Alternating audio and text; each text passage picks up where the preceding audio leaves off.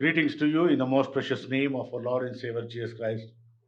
I welcome you all for this Sunday morning worship service. Let us begin this worship service by a word of prayer. Let us pray. Loving Heavenly God, we thank you and praise you for this wonderful time, a time of thanksgiving, a time of coming together, a time of praising you, Lord. Bless each one of us, fill us with your spirit, and lead us and guide us all throughout this worship service. As we praise you, as we pray to you, as we meditate upon you. Lord, be with us. Strengthen us with thy word and speak to thy servant. Lord, whatever we do in your name, for the glory of your name. We ask this in the most precious name of our Lord and Savior, Jesus Christ our Lord. Amen. Friends, this morning I welcome you all for this Sunday morning worship service. As we begin this worship, let us all stand and sing the hymn number 27 from the Golden Bells and 706 from the Wesleyan hymnal. Glorious things to thee are spoken, Zion, city of our God. 706 from the Wesleyan hymnal and 27 from the Golden Bells.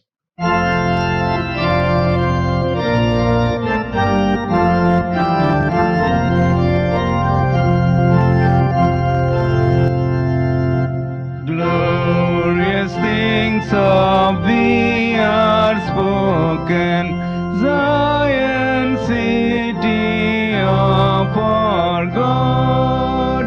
He whose word cannot be broken, formed thee for his own abode.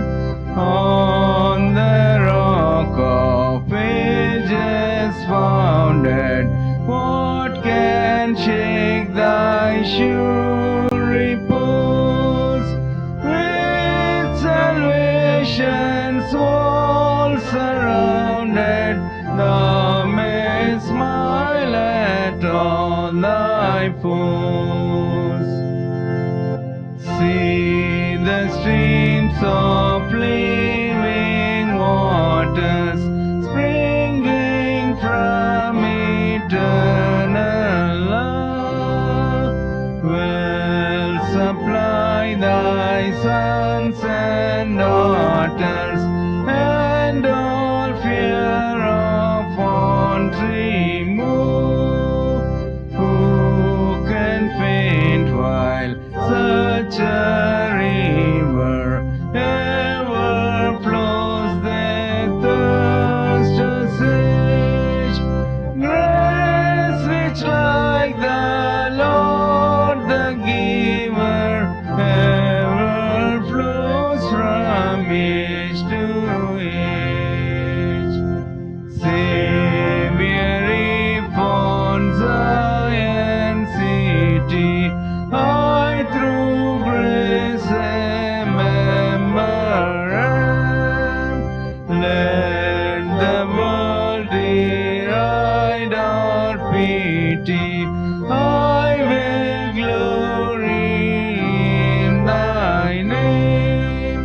Fading is the worldling's pleasure, all is boasted pomp and show. Solid joys of lasting treasure, none but Zion's children know.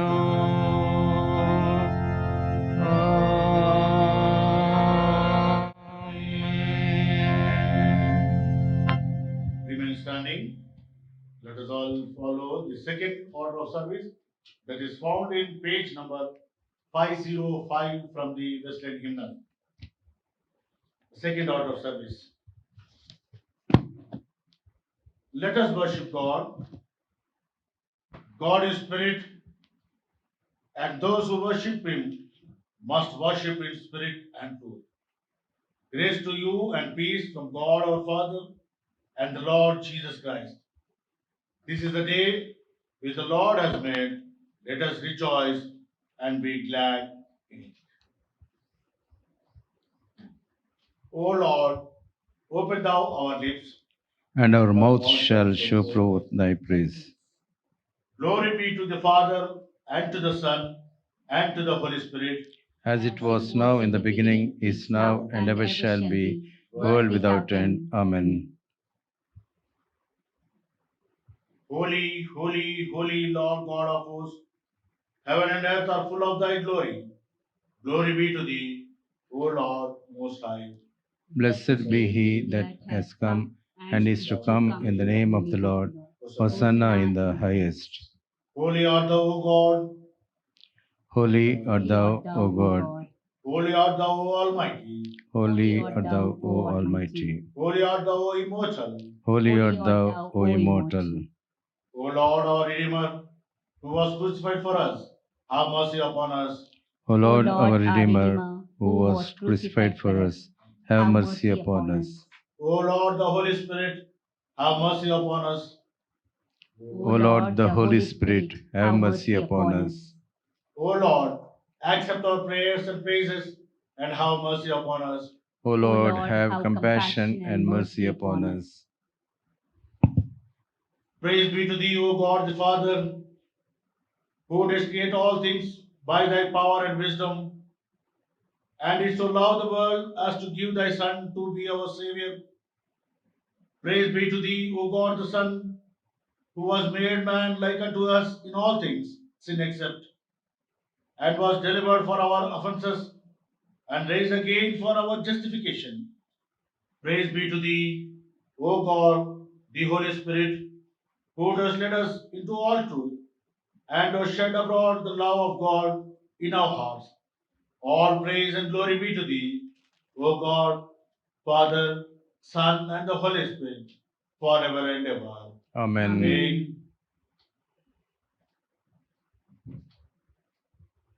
Let us confess our sins. If we say we have no sin, we deceive ourselves and the truth is not in us. If we confess our sins, he is faithful and just and will forgive our sins and cleanse us from all unrighteousness. I will arise and go to my father, and I will say to him, Father, I have sinned against the heaven and before you. I am no longer worthy to be called your son. The kingdom of God is at hand. Repent and believe in the gospel. We have not a high priest who is unable to sympathize with our weakness, but the one who in every respect has been tempted as we are, yet without sinning. So now let us spend some time by kneeling or by standing, examining ourselves in silence. And let us humbly confess our sins to the Almighty God, which is found in the page number 508. Let us all say together, Almighty and most merciful Father, we we have have erred erred and and strayed away from from thy ways like like lost sheep. We We have followed too much the the devices and desires of our own hearts. hearts. We have offended against thy holy laws. We have left undone those things which we ought not to have done, but we have done those things which we ought not to have done. And there is no health in us, but thou art, O Lord, have mercy upon us. Miserable offenders, spare thou them. O God, who confess their faults, restore thou them that are penitent, according to thy promises declared unto mankind in Christ Jesus our Lord. And grant, O most merciful Father, for his sake, that we may hereafter live godly, righteous, and sober life, to the glory of thy holy name. Amen. May the Almighty and merciful God grant unto us pardon and remission of all our sins, time and amendment of life, and the grace and comfort of thy Holy Spirit. Amen. Before we listen to the scripture portion that has been assigned to us for this morning meditation, let us all stand and sing the hymn number 146 from the Wesleyan hymnal. What can wash away my sin? Nothing but the blood of Jesus. 146 from the Wesleyan hymn. Oh, sorry. 146 from the Golden Bells.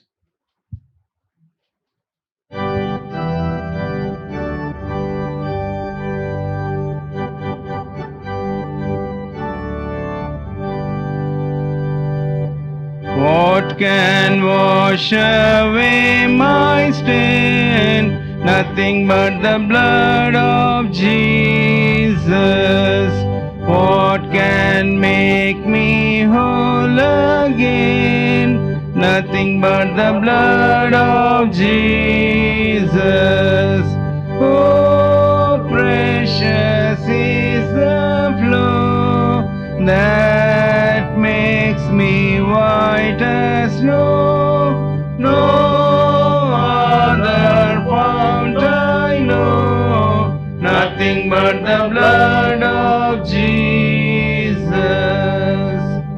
For my cleansing this I see, nothing but the blood of Jesus.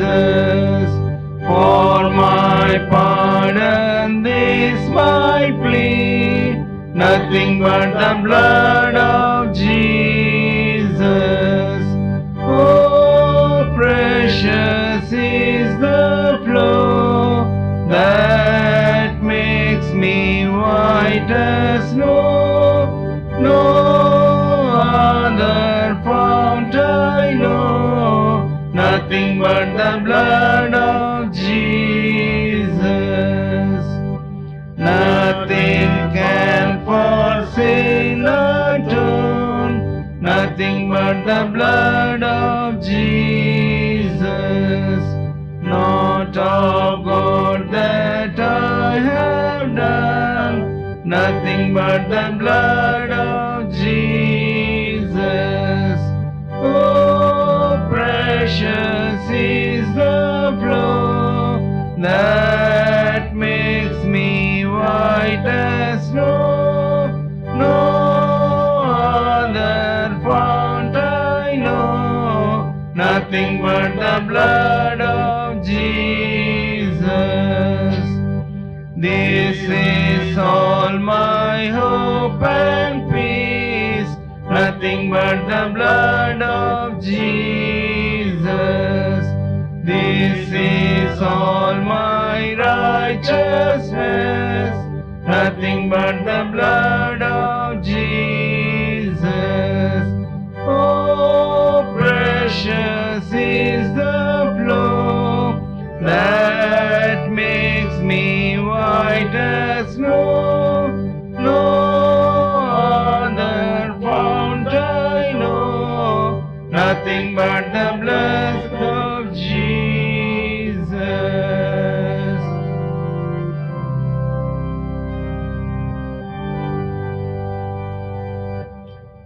The theme that is we are going to meditate upon is sacrament of baptism.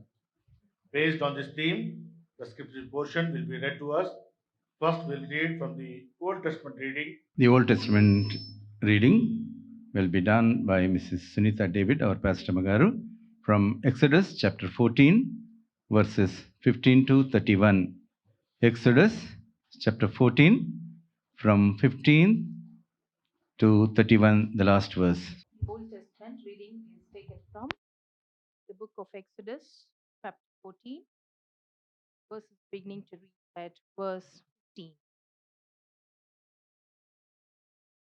And the Lord said unto Moses, Wherefore criest thou unto me? Speak unto the children of Israel, that they go forward. But lift thou up thy rod, and stretch out thine hand over the sea, and divide it. And the children of Israel shall go on dry ground through the midst of the sea. And I, behold, I will harden the hearts of Egyptians, and they shall follow them. And I'll get me honor upon Pharaoh, and upon all his host, upon his chariots, and upon his horsemen. And the Egyptians shall know that I am the Lord, when I have gotten me honor upon Pharaoh, upon his chariots, and upon his horsemen. And the angel of God, which went before the camp of Israel, removed and went behind them. And the pillar of the cloud went from before their face and stood behind them.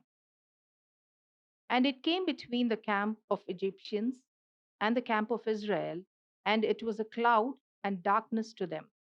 But it gave light by night to these, so that the one came not near the other all the night.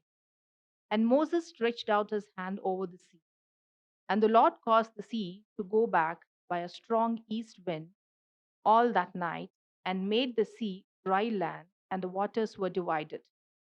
And the children of Israel went into the midst of the sea upon the dry ground, and the waters were a wall unto them, and their right hand, and on their left. And the Egyptians pursued and went in after them to the midst of the sea, even all Pharaoh's horses, chariots, and his horsemen. And it came to pass that in the morning watch, the Lord looked unto the host of Egyptians through the pillar of the fire and of the cloud, and troubled the host of the Egyptians, and took off their chariot wheels, that they drave them heavily, so that the Egyptians said, Let us flee from the face of Israel. For the Lord fighteth for them against the Egyptians. And the Lord said unto Moses, Stretch out thine hand over the sea, that the waters may come again upon the Egyptians, upon their chariots, and upon their horsemen. And Moses stretched forth his hand over the sea, and the sea returned to his strength when the morning appeared, and the Egyptians fled against it. And the Lord overthrew the Egyptians in the midst of the sea. And the waters returned and covered the chariots and the horsemen, and all the host of Pharaoh that came into the sea after them. There remained not so much as one of them. But the children of Israel walked upon dry land in the midst of the sea, and the waters were a wall unto them on the right hand and on their left. Thus the Lord saved Israel that day out of the hand of Egyptians, and Israel saw the Egyptians dead upon the seashore. And Israel saw the great work which the Lord did upon the Egyptians. And the people feared the Lord and believed the Lord and his servant Moses. Here ends the reading. Thanks be to thee, O God. Mrs. Phoeba, our Sunday school superintendent, will be reading the epistle lesson to us from the book of Titus, chapter 3, verses 3 to 8. St. Paul's letter to Titus, chapter 3, verses 3 to 8. Today's New Testament lesson is taken from Titus, 3rd chapter, verses 3 to 8. For we ourselves were also once foolish, disobedient, deceived, serving various lusts and pleasures, living in malice and envy, hateful and hating one another. But when the kindness and the love of God, our Savior, towards man appeared, not by works of righteousness which we have done, but according to his mercy, he saved us through the washing of regeneration and renewing of the Holy Spirit, whom he poured out on us abundantly through Jesus Christ our Savior, that having been justified by his grace, we should become heirs according to the hope of eternal life. This is a faithful saying, and these things I want you to affirm constantly, that those who have believed in God should be careful to maintain good works. These things are good and profitable to men. May God add blessing to this reading.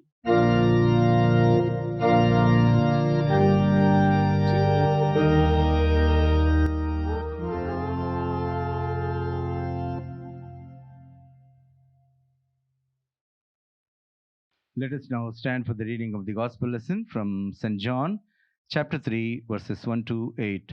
Arun Cephas will be reading the lesson to us from the Gospel according to St. John, chapter 3, verses 1 to 8. Today's gospel lesson is taken from St. John, chapter 3, verses starting from 1 to 8. The new birth. There was a man of the Pharisees named Nicodemus, a ruler of the Jews. This man came to Jesus by night and said to him, Rabbi, we know that you are a teacher come from God, for no one can do these signs that you do unless God is with him. Jesus answered and said to him, Most assuredly, I say to you, unless one is born again, he cannot see the kingdom of God. Nicodemus said to him, How can a man be born when he is old? Can he enter a second time into his mother's womb and be born? Jesus answered, Most assuredly, I say to you, unless one is born of the water and the Spirit, he cannot enter the kingdom of God. That which is born of the flesh is flesh, and that which is born of the Spirit is spirit. Do not marvel that I said to you, You must be born again. The wind blows where it wishes, and you hear the sound of it, but cannot tell where it comes from and where it goes. So is everyone who is born of the Spirit. Here ends the gospel lesson. Praise be to thee, O Christ. Sacrament of Baptism. This is the theme for our meditation. And to share the word of God, we have with us our dear Presbyter in charge, Reverend E.J. David. On behalf of our Presbyterian Committee and the congregation watching this worship online, I thank our Presbyter in charge for all his services to our church and invite him to preach the word of God after we sing a beautiful hymn basing on today's topic. The basic necessity of a person to enter into Christianity and get connected into the body of Christ is to relieve himself or herself from the sins and get baptized. This song has an interrogation asking us the same. Hymn number 207 from Golden Bells. Have you been to Jesus for the cleansing power? Are you washed in the blood of the Lamb? After singing of this hymn, Reverend E.J. David, our Presbyter in charge, will be sharing the word of God.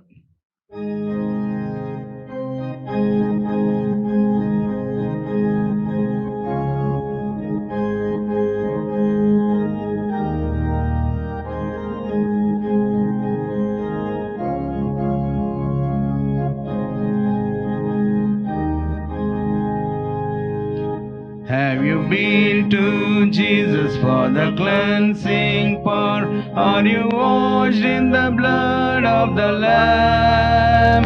Are you fully trusting in His grace this hour? Are you washed in the blood of the Lamb? Are you washed in the blood, in the soul cleansing blood of the Lamb? Are your garments spotless? Are they white as snow? Are you washed in the blood of the Lamb? Are you walking daily by the Savior's side? Are you washed in the blood of the Lamb? Do you rest each moment in the crucified? Are you washed in the blood of the Lamb? Are you washed in the blood, in the soul cleansing blood of the Lamb? Are your garments spotless? Are they white as snow? Are you washed in the blood of the Lamb? When the bridegroom cometh, will your robes be white, pure and white in the blood of the Lamb? Will your soul be ready for the mansions bright, and be washed in the blood of the Lamb? Are you washed in the blood, in the soul cleansing blood of the Lamb? Are your garments spotless? Are they white as snow? Are you washed in the blood of the Lamb? Lay aside the garments that are stained with sin, and be washed in the blood of the Lamb. There's a fountain flowing for the soul unclean. Oh, be washed in the blood of the Lamb. Are you washed in the blood, in the soul cleansing blood of the Lamb? Are your garments spotless? Are they white as snow? Are you washed in the blood of the Lamb? Amen.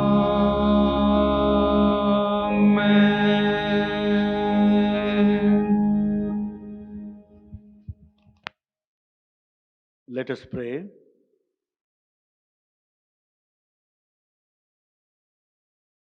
God, our Heavenly Father, we thank you and praise you for this wonderful moment in our life of coming to thy holy sanctuary to worship you and to meditate you. Thanks be to you, Lord, sending us your Spirit, which leads us and guides us to become a learned from your word. Speak to us with thy Spirit. Open our hearts. Thank you, Lord, for all this precious time. Bless this time as we meditate upon your word. May the words of my mouth and the meditations of our hearts be acceptable to you, my Lord and my Redeemer. Amen. Please be seated.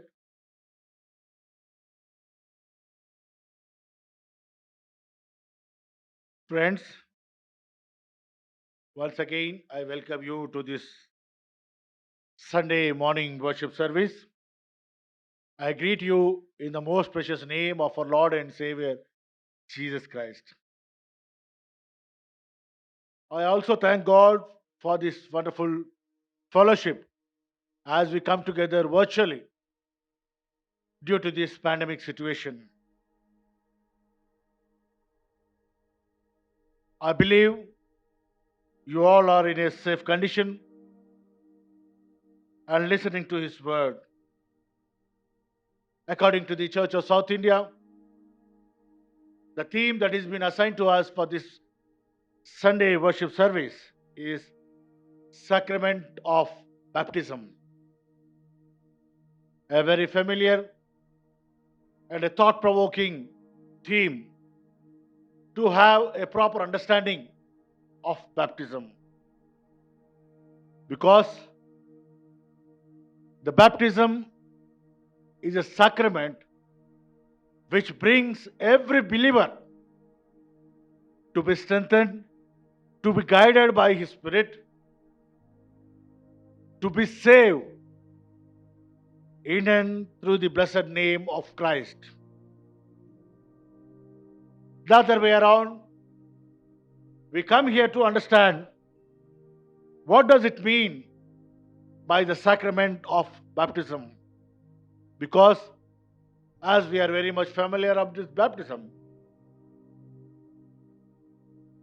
and the sacraments that we observe in our faith are nothing but they are the visible form of the invisible God's grace. They are the visible form of invisible God's grace. The baptism we take incorporates both the concept and count by the name of Jesus. The Church of South India performs both forms of baptism either by sprinkling or by the immersion. Here, we have to understand that in baptism, water is not the main thing, but the grace that matters in baptism. In Christian life, considering ourselves dead to sin and alive to God means leaving behind all the differences created by a sinful society that we find, as Paul says to the Corinthians in his first letter, chapter 12, reading from 12 and 13. And he is also inviting us to raise in unity as a witness to Christ. All the New Testament in the Pauline letters, we see that the invitation that we received in the form of baptism It is not that only a performance that we do in the presence of God and finishes our responsibility, but it is reminding us that we have to live a life of witness in this sinful world. But unfortunately, the church much worried about the outward side, because in today's context the church has been divided. The church is divided in performing the forms of baptism in their own church, running around many baptisms, which is not only harmful, but it is breaking the unity of the Christian community. As a result, we fail to appropriate the grace which has been promised in baptism. The scripture portion that has been read to us this morning, we see that. Let us look at from the another dimension of understanding the baptism. The Old Testament portion that has been read to us from the book of Exodus, chapter 14, verses from 15 to 31, says that, brings us to understand the grace which is bring us to unity. So the first theme that we can understand is baptism is the grace for unity. Baptism is the grace for unity. Here, when we look at the book of Exodus that has been read to us, he talks about how these, the called community, the so-called Israelites, who have been saved or relieved or saved from the bondage, from the clutches of the Egyptians, from the Pharaohic regime. We see here, we can understand a wider understanding how this Israelite community is not a one ethnic group, but there were a number of ethnic groups in that community. It's a large community with different ethnic groups. So God has taken up this community with different ethnic understandings. He brought them out and made them to come into unity, to have a proper understanding of their act of salvation that has been liberated from this bondage of salvation. So here, this section includes the instructions to the Moses, how and what way that they can be liberated from the clutches of this Pharaohic regime. Here we see the most important aspect, that how Moses divides the sea, making and using the instructions of the God without deviating of one's own understanding, of one's own control, but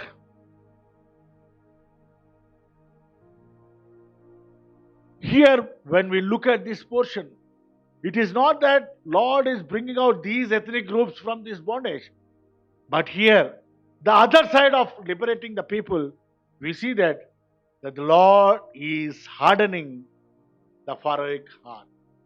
The Pharaoh's heart has been hardened very much. The God wants to show these people, Israelites, that they want to see, they should have the proper understanding what the glory of God is meant to them in liberating from the clutches of this bondage. The act of liberation has many connotations of having vibrant understanding. We might have many interpretations of this liberation. Since the Exodus, we have undergone hearing. The sacrament of baptism has taken many dimensions. It has divided the church at large. and again going in a divided forms of creating one's own ethnic groups in the form of caste, in the form of creed, in the form of racism, in the form of color. In every form it has taken, and it is the church has been divided. When it has been divided, we lose the crux and the meaning of understanding the baptism. Here, when we see from the verses 19 to 20, God appears in two forms. First one, as the angel of God separates the Israelites from the Egyptians, and the second one is the pillar of cloud moves from the front to the rear of the line of Israelites. The beauty of liberation, the beauty of act of salvation in the life of these Israelite peoples. God appears in the two forms. First one is He is separating the Israelite community and the Pharaohic community. And the second one, the pillar of cloud, which was leading from the front, is coming to the rear side of the Israelites and standing as a barrier between the Pharaoh and the Israelites. Here, the understanding of the baptism, which is giving a clear instruction that the role of the God in one's own life. God is going to declare His power. God is showing His compassion in His baptism. God is showering His grace in the form of baptism. The baptism is nothing but it is liberating one's own life, putting and strengthening one's own faith in the Lord that he or she can be saved. On that day, this was a bondage under the Egyptians, but today we are still continuing that bondage in the form of worldly pleasures that are tempting us and that are taking away from the presence of God, of our own selfish motives and desires that are been born and brought out from our own hearts. During the night, the winds from the east are drying up the sea, and the people of Israelites were journeying on the dry land. The Israelites marched into the sea as dry ground, followed by the Egyptian army. But the Israelites were marching on the dry land. Through the water frames, the wilderness journey repeated at the Jordan River also. The God has created a darkness because the one who has chosen this community as his own community, he wants to save, not to see the power or not to see how powerful the God is, because they were unable to digest because of their weak bodies, because of their weak minds and hearts, as they have struggled the 400 years of their bonded life. In understanding this powerful God becomes more difficult for them. So God is making them to journey in the night by sending the east winds to make the bed of the river to be dried. He made the land to be dried. And after they journeyed, after they crossing that river, they have seen in the morning that they were not seeing how the Pharaohic army has been shattered in that river. If they might have seen that scene, they might have threatened. Instead of seeing the other side of the God, God wants to show them how compassionate He is, how loving He is, and how caring He is. So in and through His grace, He is bringing them all that ethnic groups of the Israelite communities. They should have only one God in their mind. A God who has shown them the love, a God who has shown the compassion, a God who has brought them out of the bondage into a salvification life. So, a small amount of fear has incorporated into their lives. In the morning, they have seen the bodies were lying at the shore. Oh, how did it happen? What that meant? Here, that is nothing but to have a little amount of fear. What God can do in their lives, how they can be strengthened in their faith, how they can strengthen their trust in the one who has been chosen to be liberated from that bondage. God always wants all these ethnic groups to be united in one form. That is the Old Testament understanding of the baptism, that it is the God's grace that the whole human race to become under unity. Baptism is the grace for unity. He has brought all that Israelite communities where they have been formed with different ethnic groups. After that liberation, they have come under as one community, as unity. When we look at the second section, baptism is the grace that makes one's life in the world a meaningful life. That is what we see in the letter to the Titus.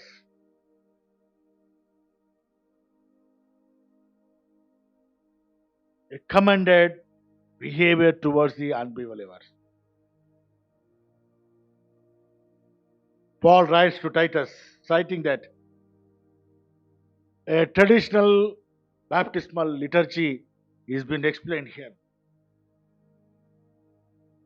In and through this salvation, how one can live in the God's grace in when they have taken up this name of baptism on Him and live a meaningful life. Not a threatened life, not a fearful life, and not the life which world governs.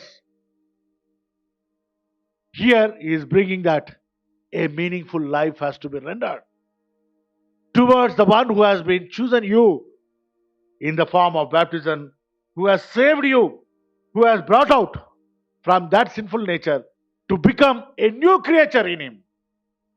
To become a new creature. So that's where we see the Romans 5, 9 to 10. That the idea of the future salvation has been incorporated there. How one has to live, to experience, to enjoy the God's salvific act in one's own life is nothing but he has to undergo his baptism. Nothing can bring them to salvation other than baptism in the name of the Christ, in the name of the Father and of the Son and of the Holy Spirit, which has been introduced as a theme for one's life to be saved in the God's grace. Baptism is the grace that makes our life meaningful in this world. What does it mean by meaningful? And meaningful is nothing but it makes one's life to be profitable from the unprofitable life. It gives meaning to the many unbelievers. This life becomes a meaningful life. And it stands there as a grace of God in and through the baptism of the Father, Son, and the Holy Spirit. This life becomes a meaningful and profitable to the people who are living in unbelief, who are living unprofitable. This life should become a profitable and meaningful for what the purpose that I have been chosen for. The purpose of having baptism in my life, of accepting life, the Christ as my personal Savior. It has to be revealed as we live that life. It has to be declared to the world how meaningful it is, how blessed it is, not only for one's own selfish motives, but this blessing will be shared among many and it can save many lives for the coming Lord. And the third portion, where we see that baptism is the grace for the journey to the kingdom of God. One more beautiful conversation, a thought provoking conversation between Nicodemus and Jesus is taking place. Nicodemus might have heard the teachings of the Jesus. He did not come simply to have an interaction with the Jesus, because Nicodemus is a member of the Sanhedrin, a learned person of the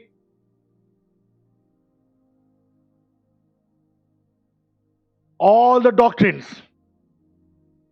as a learned person of the God's commandments and His words. Everything, he was very much learned person. So such a learned person is coming in the night. Why he came in the night?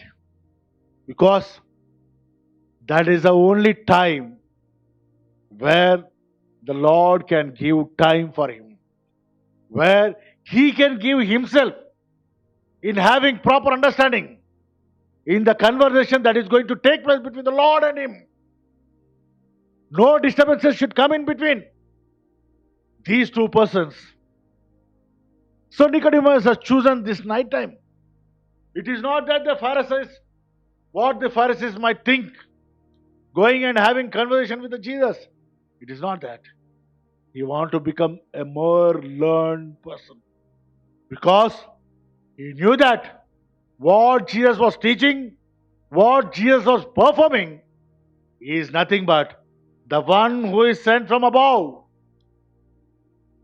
the one with whom God is present, only can be do these miracles and these doings for the betterment of the humanity. No other person can do it. He was very much acquainted with the signs and doings of the Jesus. So he want to learn more. He want to learn more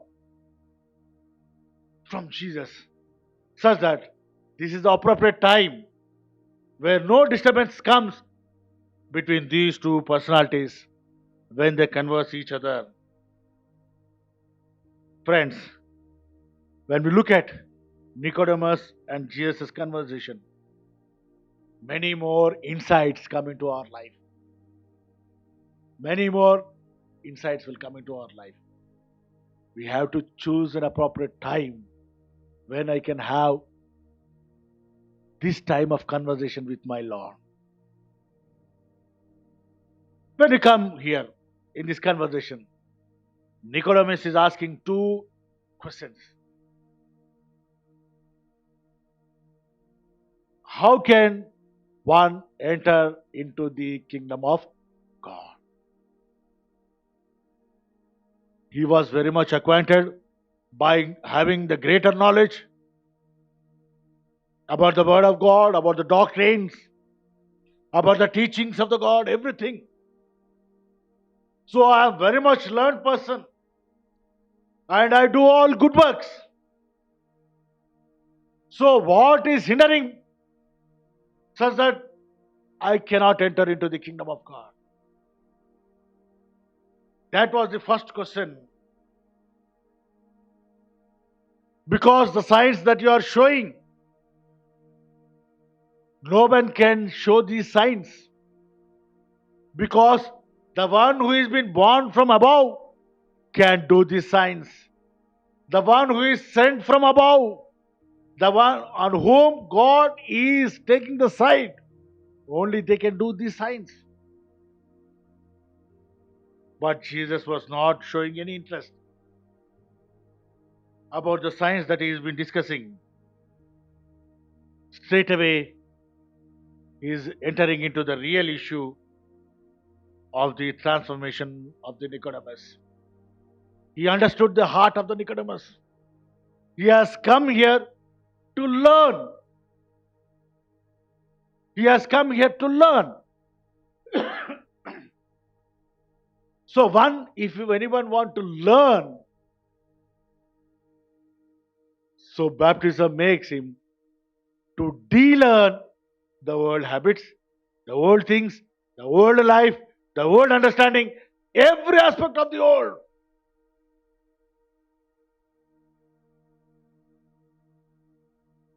Has to be de-learned. So that is what Jesus is entering into the real issue with the Nicodemus. He has come with a purpose to gain more knowledge about the kingdom of God. How can one enter into the kingdom of God? I am doing great things. I am a learned person. I am very much acquainted with the doctrines of the God, teachings of the God. I am very much following the commandments of the God. I never missed. And I am also the member of the governing body of the Sanhedrin. What it is hindering me to not to enter the kingdom of God? Jesus answered the Nicodemus unmasked question that we find in the Matthew chapter 19 verse 16. The new birth is the act of God by which He imparts the eternal life to those who are dead in trespasses and sin. Where Paul writes to his churches in Ephesians chapter 2 verse 1, in the Corinthians chapter 2 letter 5:17, Titus 3:5, here we see that is written to us. We have to de-learn ourselves.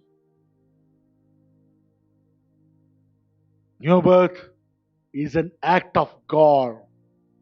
You cannot create this new birth of your own, or the act in the form of baptism that you are performing, that cannot make you new birth.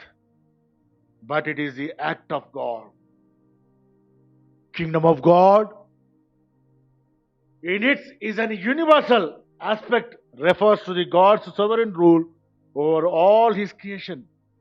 In the broadest sense, when we look at in the broadest sense of the term, everyone is part of God's kingdom.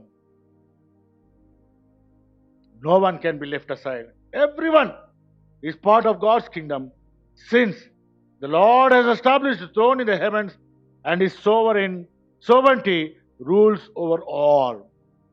Because it is declared in the First Chronicles 29, 11 to 12, and in the book of Jeremiah, chapter 10, verse 10, and in the book of Lamentations, chapter 5, 19, and in the book of Daniel, chapter 4, verse 17. But Jesus is not referring here to the universal kingdom, but instead He is speaking specifically about the kingdom of salvation. The spiritual realm where those who have been born again by divine power through faith now live under the rulership of the God mediated through His Son. The spiritual realm where those who have been born again by divine power through faith now live under the rulership of the God mediated through His Son. No matter how religiously active someone might be, no one can enter the kingdom without experiencing the personal transformation of the new birth. A vibrant explanation Jesus is giving to Nicodemus. A vibrant explanation. He is explaining about the rebirth. No good works can bring you to the kingdom of God. unless and accepting Christ as your personal Savior, in and through this baptism. It is not the water that has been transforming you, but it is a grace. Baptism is a grace. Here we see that baptism is a grace for the journey to the kingdom of God. That is what he's trying to explain to Nicodemus, who has come here to acquire the new knowledge of understanding the salvation of God. Again, the second question. Nicodemus is asking Jesus, how can one enter into the mother's womb again at this age? How is it possible?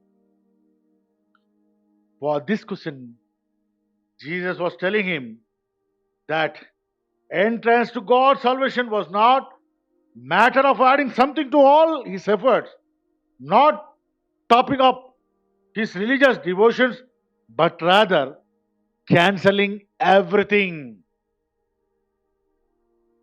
Whatever he has learned from the Pharisaic understanding of God's word, the Pharisaic understanding of their own cultures, as and where when he has learned from the as a member of the Sanhedrin, everything he has to de-learn, and he has to start again from the beginning. Jesus was asking for something that was not humanly possible.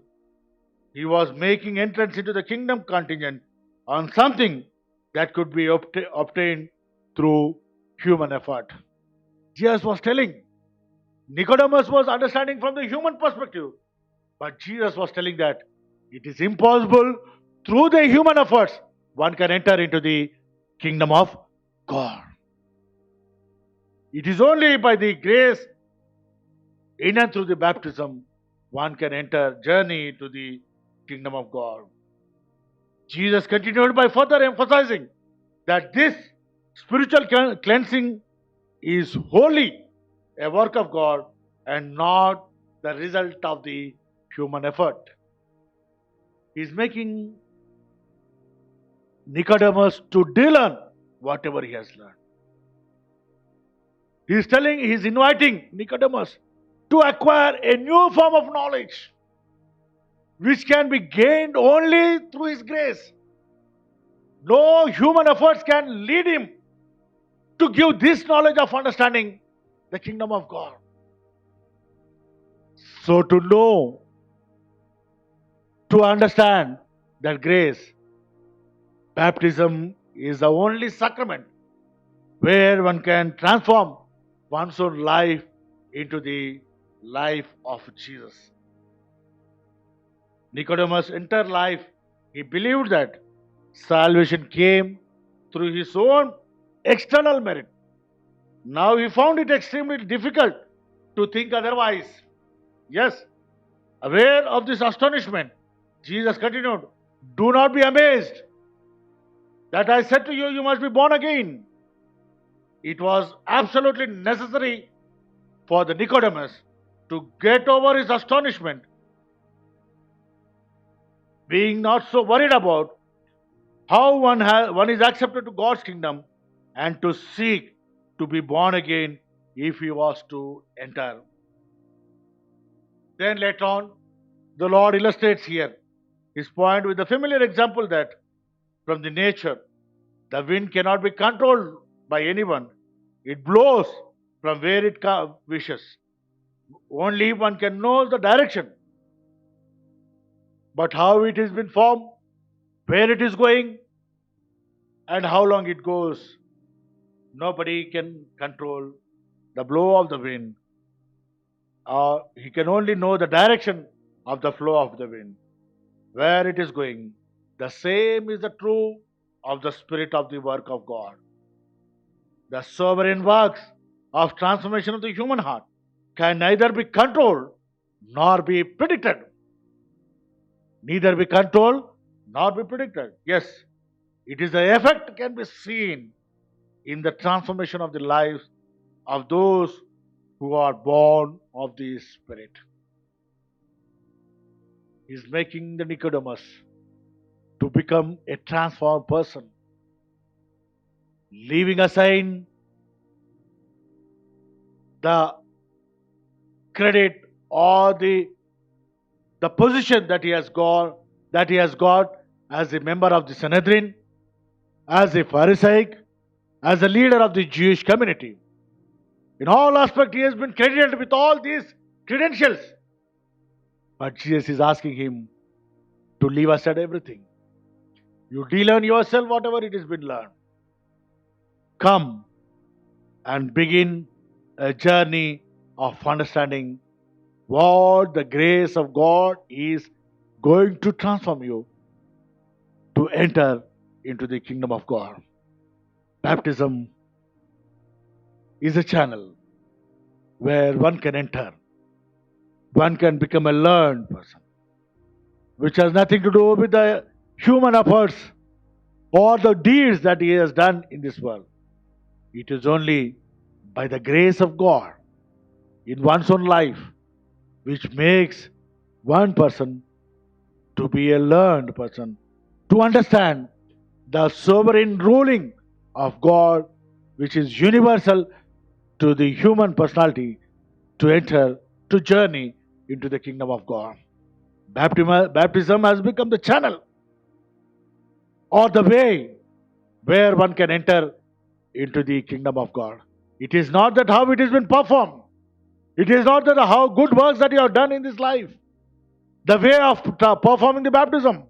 Is it been immersed or it has been sprinkling, or when we look at in the Salvation Army, they just take the flag, making one person to stand under the flag, and they say the prayers and the baptism is finished. There are many kinds of baptism. Instead of trusting in those forms of baptism, let us understand the in-depth meaning.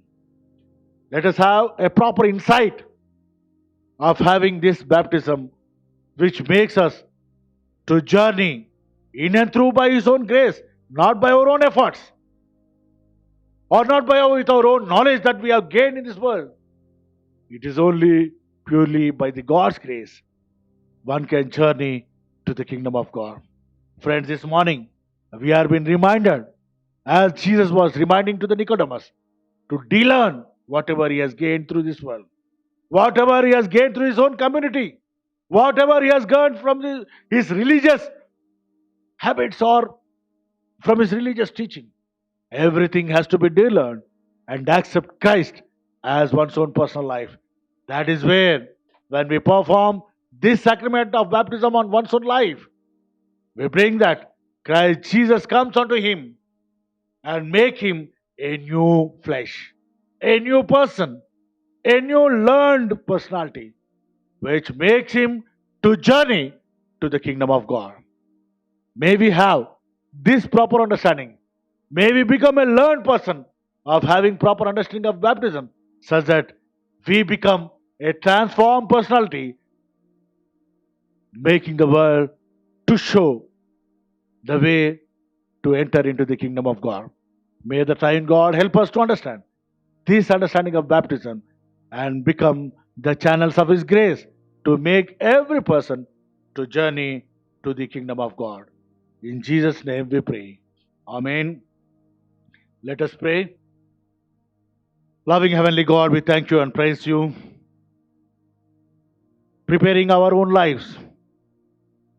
It is not that by our own deeds that we have performed in this world. It is only by your grace, God. You have chosen us out of all our sinful nature, out of all our trespasses, that we have gained in and through this world.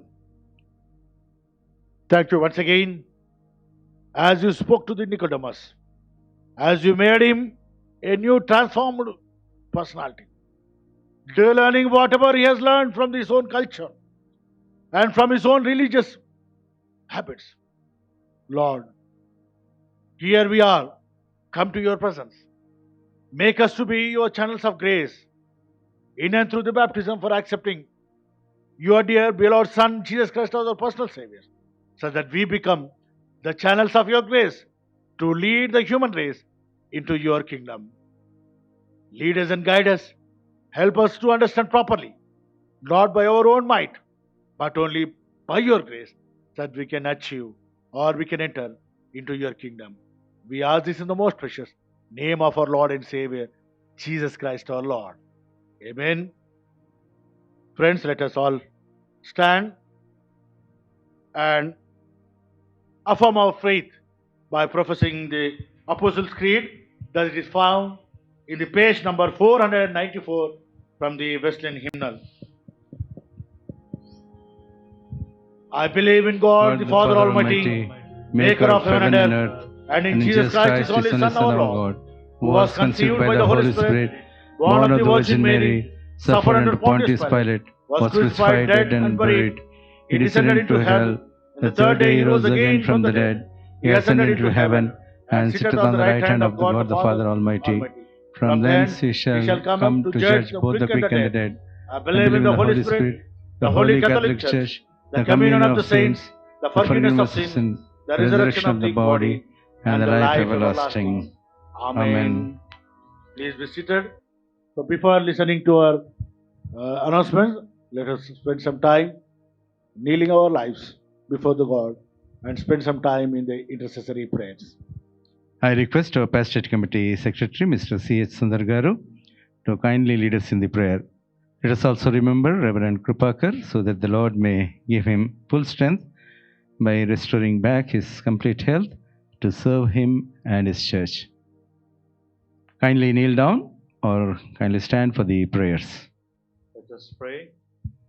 For the peace that is from above and for the salvation of our souls, let us pray to the Lord. Lord, have mercy.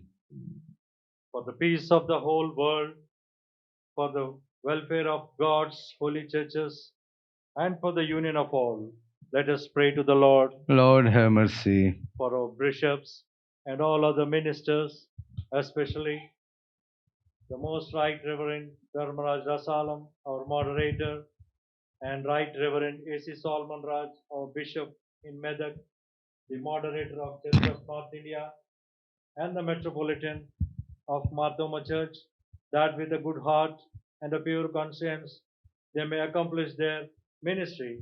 Let us pray to the Lord. Lord, have mercy. For the President of our Republic, India, the Prime Minister of our country, the Governor of our state, the Chief Minister of our state, and all those who serve in the government, let us pray to the Lord. Lord, have mercy. For the sick, the suffering, the sorrowful, and the dying, let us pray to the Lord. Lord, have mercy. Let us remember our Reverend B. Krupakar, our deacon, and his family members for the complete healing. Let us pray to the Lord. Lord, have mercy. Likewise, we also remember all the people who are suffering in this pandemic, that the Lord may intervene and heal them all and completely take away the virus from our land. Let us pray to the Lord. Lord, have mercy. For the poor, the hungry, orphans, and widows, and them that suffer persecution, let us pray to the Lord. Lord, have mercy. For ourselves and all who confess the name of Christ, that we may show forth the excellences of Him who called us out of the darkness into His marvelous light. Let us pray to the Lord. Lord, have mercy. That with all His servants who have served Him here and are now at rest, we may enter into the fullness of His unending joy. Let us pray to the Lord. Lord, have mercy. Almighty God, the fountain of all wisdom, who knowest our necessities before we ask, and our ignorance in asking, we beseech thee to have compassion upon our infirmities, those things which for our unworthiness we dare not, and for our blindness we cannot ask. Vouchsafe to give us for the worthiness of thy Son, Jesus Christ our Lord. Amen. Amen. Please be seated. Now let us listen to the announcement that has been read by our beloved steward, Dr. G. Gabriel. We thank all our congregation members for watching our services online and bring greetings to you all in the most precious name of our Lord and Savior, Jesus Christ. We hope you are all doing well, being protected under the mighty wings of our Lord and Savior, Jesus Christ. We thank our Presbyterian Church for sharing our The Word of God on today's theme, Sacrament of Baptism. We hope the sermon was a blessing to all of us. We thank our Presbyterian Church for all his services to the ministry of the church. Next week, our worship services through online are as usual, English at 8:30 a.m. and Telugu worship at 10 a.m. Next week, we'll be meditating on the topic, the Sacrament of Holy Communion, and our dear Presbyterian Church, Reverend E.J. David, will be sharing the Word of God in both these services. We request you all to watch the services online next week also. Our Sunday school is at 4 p.m.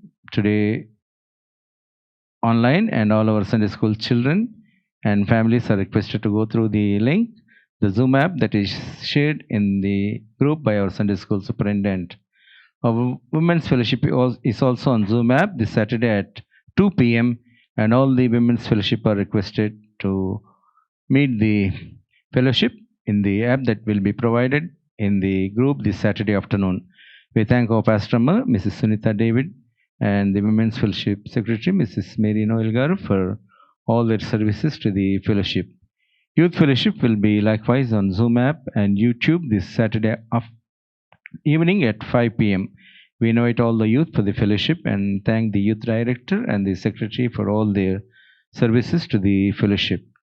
By the grace of our Lord Jesus Christ and through his divine and powerful healing touch, and through all your prayers, our deacon, Reverend B. Krupakar Garu, is now feeling better and has recovered from his illness.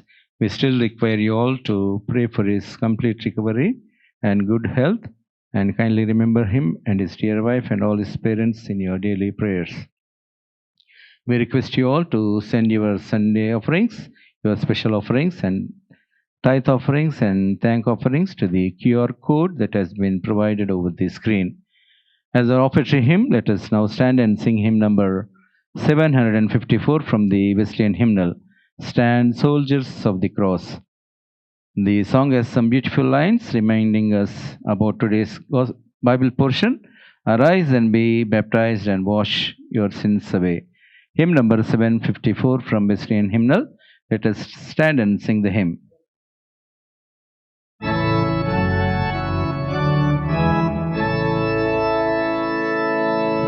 Stand, soldiers of the cross, the high allegiance claim, and vow to mold the world but lost for thy Redeemer's name.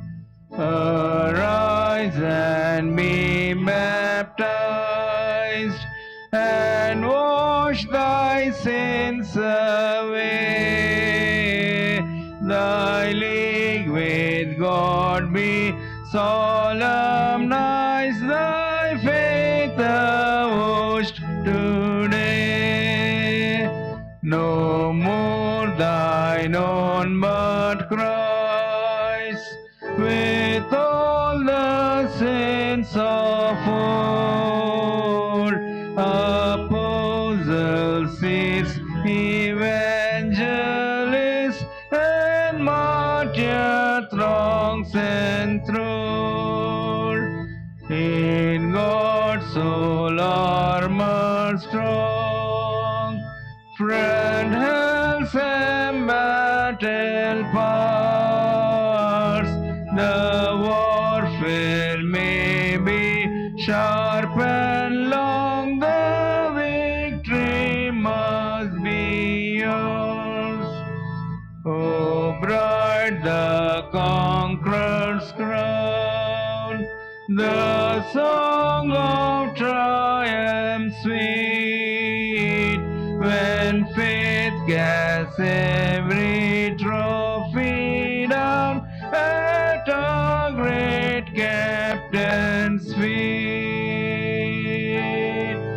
Amen.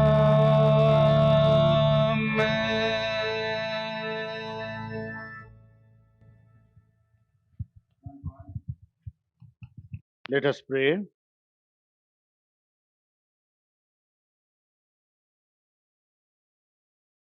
Gracious and loving God, we thank you for and for all the mercies that you have showered upon our lives. Thank you, God, for bringing us to unity in and through your Son, Jesus Christ, our Savior.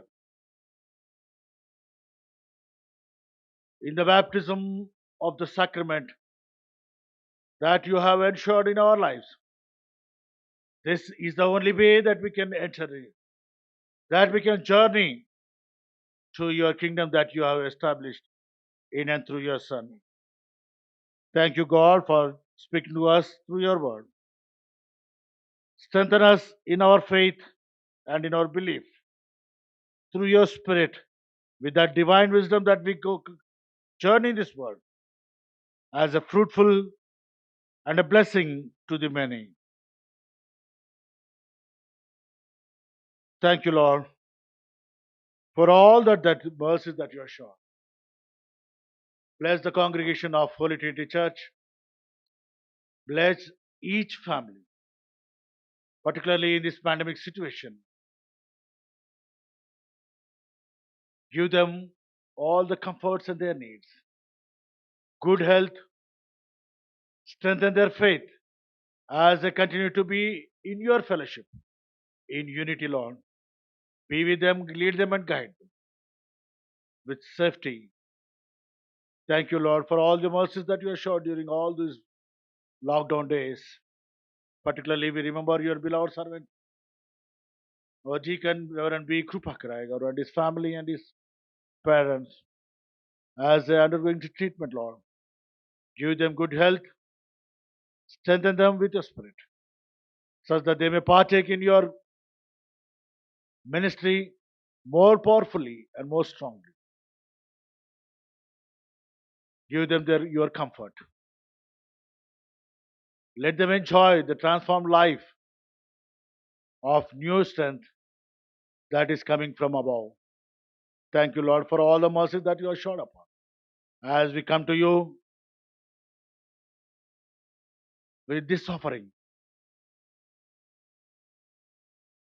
all the blessings that you have shown, out of which we come before you with this small offering.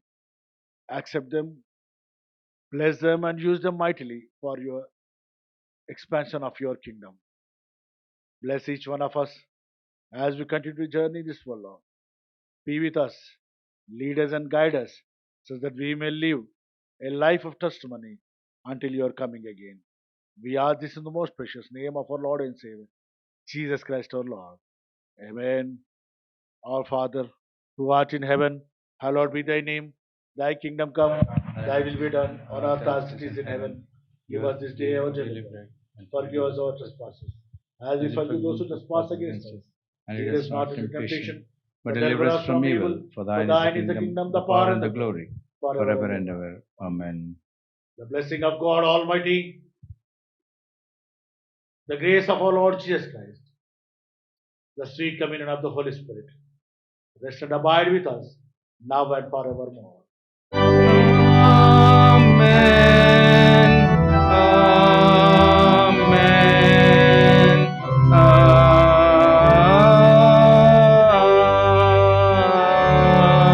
Amen. Now let us all stand for the recitation hymn. Hymn number 199 from the Wesleyan hymnal. Jesus keep me near the cross. 199 from the Wesleyan hymnal.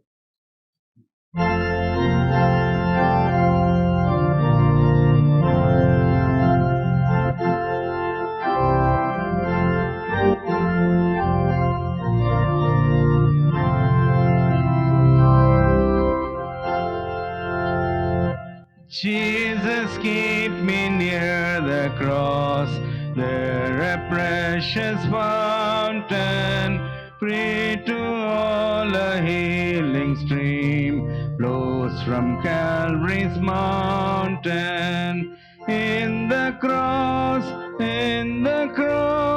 be my glory ever, till my raptured soul shall find rest beyond the river.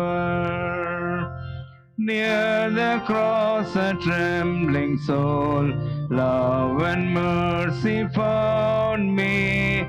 There the bright and morning star shed its beams around me. In the cross, be my glory ever, till my raptured soul shall find rest beyond the river. Near the cross, O Lamb of God, bring its sins before me. Help me walk from day to day with its shadow o'er me. In the cross, be my glory ever, till my raptured soul shall find rest beyond the river. Near the cross I'll watch and wait, hoping, trusting ever, till I reach the golden strand just beyond the river. In the cross, be my glory ever, till my raptured soul shall find rest beyond the river. Amen.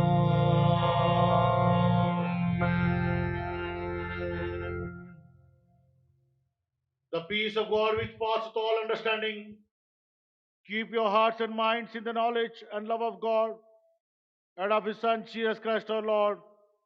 The blessing of God Almighty, the Father, the Son, and the Holy Spirit be amongst you and remain with you always. Amen. God from whom all blessings flow, praise Him, all creatures here below. Praise Him above, ye heavenly hosts. Praise Father, Son, and Holy Ghost.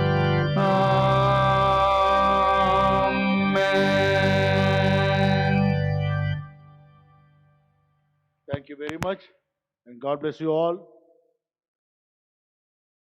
Stay home and stay safe. God be with you. Thank you.